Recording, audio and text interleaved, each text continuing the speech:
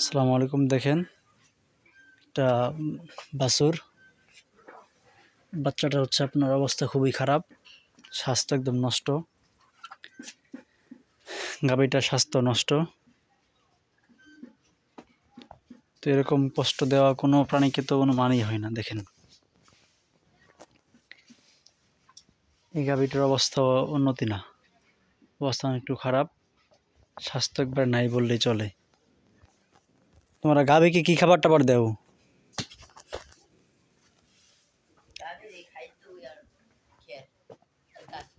আর এই বাচ্চারা সমস্যা কয়দিন যাবত? এই বাচ্চারা অসুস্থ কয়দিন যাবত? ও,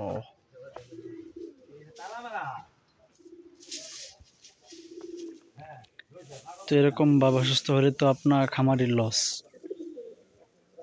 তার হচ্ছে শরীরে পর্যাপ্ত কৃমির সমস্যা আছে এবং নিউট্রিশনাল বিভিন্ন সমস্যা আছে। তো হচ্ছে এরকমভাবে পশু পাখি পাললে তো খামারির আয় থেকে অবনতি বেশি হবে। সে বিষয়ে আপনারা একটু যত্ন দিবেন।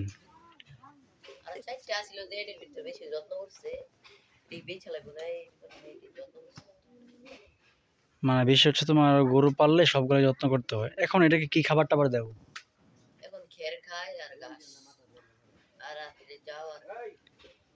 কৃমির ওষুধ দিচ্ছিল কয়দিন আগে? কৃমির ওষুধ, এই তো ভিটামিন প্রয়োজন, একটু ফিট টিট বসে সবেন টবেন দিবা, শক্তি প্রয়োজন এখন।